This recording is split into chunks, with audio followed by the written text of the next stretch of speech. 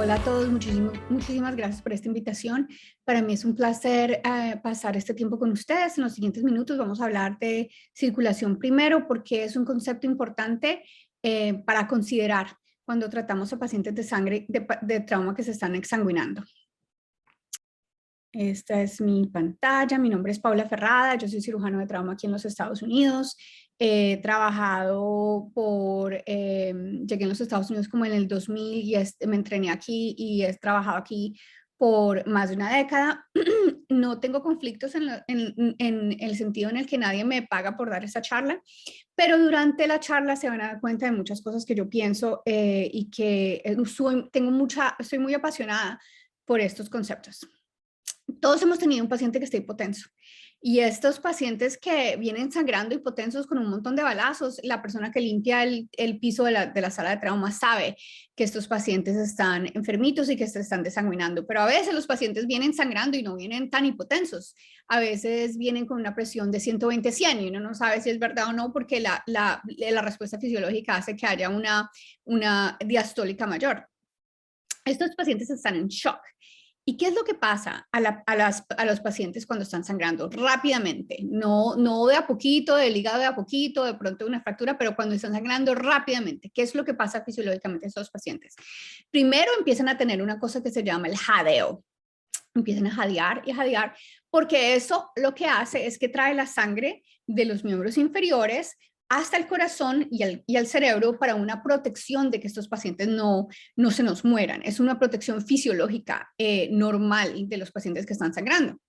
Luego, ¿qué pasa? Luego pasa que hay una vasoconstricción, hay una estimulación nerviosa y adrenérgica que hace que los pacientes tengan vasoconstricción. Por eso es que la primera cosa que pasa cuando los pacientes están enfermitos y están sangrando tanto es que la presión diastólica sube un poquito antes de que se pongan hipotensos. Bueno, ¿qué pasa cuando nosotros decidimos intubar a este paciente que está muy maluco y porque lo vamos a llevar a la sala de operaciones a parar el sangrado? Primero, no le paramos el jadeo, entonces ya no tiene ese mecanismo de succión de toda la sangre de los miembros inferiores. Luego, no solamente le paramos la vasoconstricción, pero los anestéticos, la mayoría causan vasodilatación. Y si eso no fuera poco, le damos un respiro con presión positiva. Y ese respiro con presión positiva hace que la vena cava se comprima y esa compresión disminuye el gasto cardíaco muchísimo más. Y esto hace que si tiene un poquito de hipotensión, esta hipotensión se va a hacer mucho más pronunciada. Y en muchos casos, cuando el paciente está sangrando rápidamente, esos sangrados de la subclavia, esos sangrados de la vena cava, esto va a resultar en muerte. Y la mayoría de nosotros que trabajamos en trauma, viendo estos pacientes enfermos y viendo estos pacientes que están politraumatizados con sangrados importantes, hemos visto eso. En el momento en que el paciente lo están intubando, el paciente se está muriendo y la pregunta es, ¿qué podemos hacer para prevenir estas muertes? Bueno, nosotros hicimos una revisión de literatura no de literatura, eso fue una revisión de nuestros pacientes en un nivel 1 de trauma y nos dimos cuenta que los pacientes que venían hipotensos con una presión sistólica por debajo de 90, pues tenían una mortalidad muy grande la mayoría porque venían sangrando y venían hipotensos, pero cuando los intubaban antes de darles sangre o de darles o de parar el sangrado, esos pacientes se morían mucho más en la rata de mortalidad, 78%, comparada con 50% si usted hace algo para no intubarlos, pero intubarlos un poquito más tardecito, darle primero sangre, darle primero parar el sangrado o otras cosas de las que vamos a hablar. Cómo poder hacer para que este paciente no se nos ponga hipotenso y choqueado, como decíamos en Cali, inmediatamente. Esto lo presentamos en la Asociación Americana para Cirugía del Trauma hace unos años como una presentación de póster.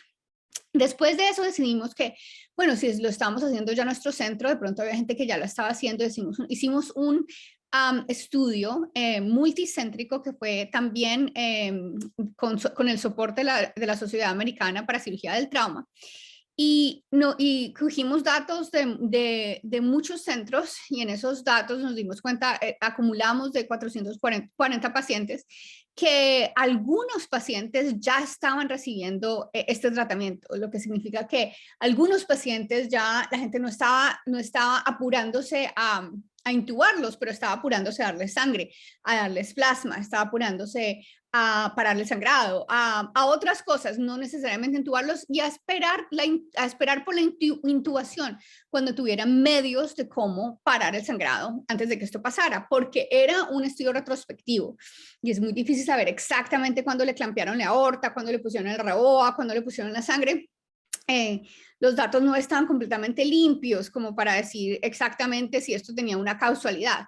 Pero la mortalidad sí fue menor cuando la gente hizo circulación primero en vez de vía aérea primero, 47% a 50% cuando es vía aérea primero. Bueno, entonces usted se preguntará, ¿será que es porque le están dando, hay que cambiar el cóctel de la droga que se le da al pacientico antes del trauma, y por qué de pronto no le dan ketamina y por qué de pronto no le dan otras cosas, otras dosis que sean menores? Pues los doctores Alberto García, Carlos Ordóñez, Joe Dubos, un compañero mío que conocí en Shock Trauma, y el doctor Ramiro Manzano, la doctora Valeria, en la mayoría de ellos son colombianos, me ayudaron a hacer un metaanálisis para ver exactamente esto. ¿Qué le pasa a esos pacientes? Esto ya está escrito, esto no solamente ahora en trauma, y no solamente es que hemos descubierto que el agua moja. Esto ha sido pensado por mucho tiempo, porque mucha gente que trata a sus pacientes día a día se da cuenta de esto. Bueno, en este metaanálisis nosotros vimos 2.044 pacientes que 753 les dio hipotensión después de ser intubados.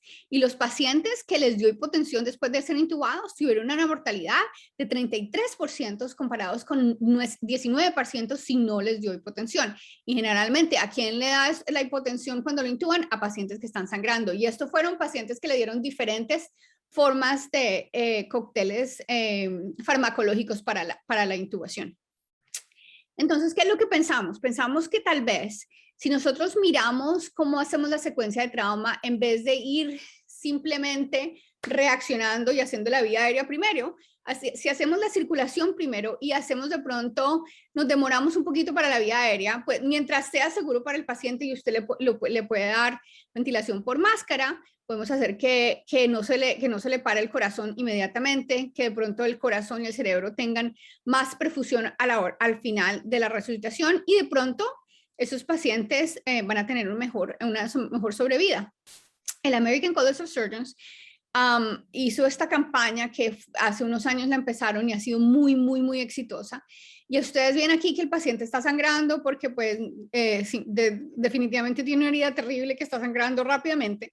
Ustedes no ven que la gente aquí le está colocando un collar cervical o que le están intubando, no, le están parando el sangrado, o sea, le empaquetan la herida, le hacen presión y si eso no le funciona le colocan torniquete, y esto ha salvado un montón de vidas.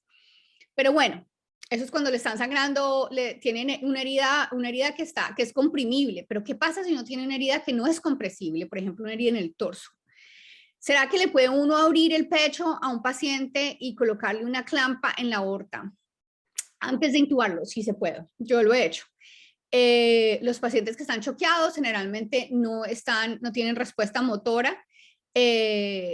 Así usted los vea jadeando, los pacientes que se están muriendo, nosotros los que hemos estado en trauma viendo a esos pacientes, usted sabe cuando el paciente se va a choquear, usted sabe que cuando está sudoroso y no se le pegan ni siquiera las cosas del electrocardiograma, el momento en que usted coloca su bisturí en el pecho, el paciente ni siquiera va a sentir ese dolor en ese momento porque se está muriendo. Pero hay otras cosas que podemos hacer. Ahora tenemos otro tipo de instrumentos, por ejemplo, el catéter de REBOA, que se puede inflar. Y si eso se puede inflar, el procedimiento de hacer esto es tan fácil como colocar una línea arterial. Entonces, mucho menos doloroso, requiere pues que la gente se entrene en exactamente cómo hacerlo para no causar cosas peores como daños de las piernas, como hipoperfusión de muchas partes, pero un paciente tiene que estar vivo para que tenga un problema con la perfusión de la pierna o con la perfusión de otra cosa, y estamos hablando en este momento de pacientes que están moribundos y que tenemos que hacer algo para darnos un poquito de tiempo para poderle dar sobrevida. Y tenemos que parar el sangrado. Y también, obviamente, no es solamente una sola cosa la que nos ayuda a hacer que estos pacientes sobrevivan, es parar el sangrado, es darle una resucitación hemostática de 1-1-1, es minimizar los cristaloides, es cuando se puede dar, tolerar hipotensión permisiva en pacientes cuando uno puede hacerlo.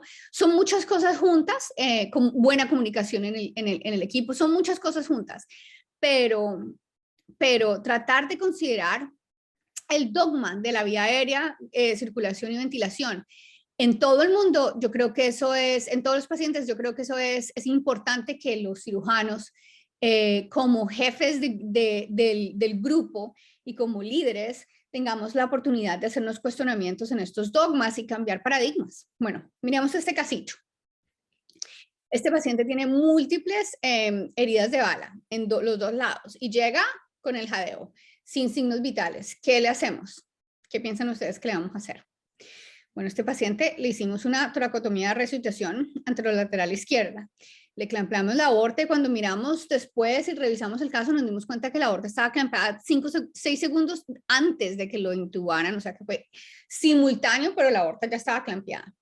Lo llevamos, empezamos la resucitación masiva con plasma y con sangre y con todo eso. Y cuando llegamos a la sala de operación mandamos los laboratorios y el pH estaba en 6.98 con coagulopatía también. Encontramos que las balas le habían destruido el hígado completamente con un grado 5 OST, y el riñón derecho también. El riñón derecho se lo tuvimos que sacar, no fue salvable. El paciente estuvo enfermito con el abdomen abierto, lo tuvimos que empezar en diálisis, se quedó 26 días en la unidad de cuidado intensivo. Pero después de que, y encima tuvo otras complicaciones, pues todas las complicaciones que tienen estos pacientes que están hipoperfundidos, coagulopáticos, que están casi muertos, pero le tuvimos que sacar un pedazo del colon, por eso ustedes ven aquí la colostomía, pero este paciente sobrevivió. Y estas fotos fueron tomadas obviamente con el consentimiento del paciente. Y miren, este paciente se volvió, tenía unos padres tenían mucho soporte y era un estudiante de universidad, volvió a la estudiante de la universidad. Y se mejoró de su trauma con 100% función cerebral exactamente antes de que tuviera el trauma. Bueno, otro casito. Este paciente solamente tenía balazos en el lado derecho y llegó hablando normal, pero de pronto la presión se le fue bajando, o sea, llegó con presión de 100, luego que 80, luego que ya 60 más o menos, no se le medía muy bien, los pulsos estaban bajándose en intensidad. Entonces nos fuimos a la sala de operaciones, porque yo sabía que la presión en ese momento estaba en 60, yo sabía que si lo intubábamos y no hacíamos nada, en este momento pues se nos iba a choquear y se iba a morir el pacientico. Pero el problema en ese momento o el cuestionamiento en ese momento que nos pasó por la cabeza es que tenía los balazos solamente en el lado derecho. Entonces, ¿para qué abrirle el pecho a una persona, una cavidad que no tiene absolutamente ninguna injuria, en vez de abrirle, en vez de hacer otra cosa que de pronto puede ayudar? Bueno, los anestesiólogos lo intubaron, mi residente empezó a abrir el pecho derecho, porque ahí es donde estaba los huecos de las balas, y encontró un montón de sangrado y volteó el pulmón para que no siguiera sangrando mientras yo le coloqué el REBOA. Todo pasó al mismo tiempo. La primera presión arterial que tuvimos con el REBOA inflado fue 80/60, así que afortunadamente hicimos esto para que le diera perfusión cerebral. Nos dimos cuenta que tenía una herida de la arteria pulmonar proximal y la pudimos reparar porque primero estábamos a tiempo, segundo, cuando uno ya voltea el pulmón tiene un poquito de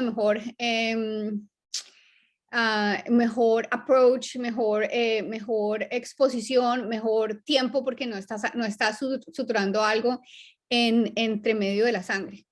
tenía un poquito, vimos ahí que había un huequito en el diafragma, entonces abrimos el abdomen, nos dimos cuenta que era el hueco en el diafragma, solamente había llegado a una laceración en el hígado, lo empaquetamos, pero no se estaba exsanguinando por el hígado. El primer laboratorio que tuvimos fue un pH de 7.01, coagulopático, no tanto como el paciente pasado, pero también coagulopático. Lo resucitamos, le cerramos el abdomen en el día número 2, lo extubamos en el día número 3 y se recuperó completamente, sin diálisis, sin nada, normal, función neurológica y renal. Entonces, ¿qué es lo que podemos pensar de pronto que podemos hacer? Tenemos que acumular más datos de qué es lo que pasa cuando uno le coloca un rebo a estos pacientes y les sigue dando compresiones de pecho. Ustedes ya saben que, la resucitación médica, no quirúrgica, el ACLS dice primero, dale compresión cardíaca, no dice que se vaya a la vía aérea primero. Hay muchas cosas que han cambiado en términos de resucitación y yo pienso que nosotros en trauma estamos un poquito atrasados. Estamos haciendo un estudio prospectivo con EAST, que es el Eastern Association for the Surgery of Trauma, y estamos acumulando esos datos de manera prospectiva, no solamente con toracotomía de resucitación o con REOA, pero si le dieron sangre primero, qué fue lo que pasó, porque es mucho más fácil cuando uno lo hace de una manera prospectiva discernir si hay causalidad. Les quiero agradecer mucho la oportunidad para haber estado con ustedes. Este es mi email personal y este es mi my Twitter handle. La puerta mía siempre va a ser abierta para cualquier persona que la necesite y aprecio mucho la oportunidad de haber compartido estos datos y compartido estos pensamientos con ustedes. Muchísimas gracias.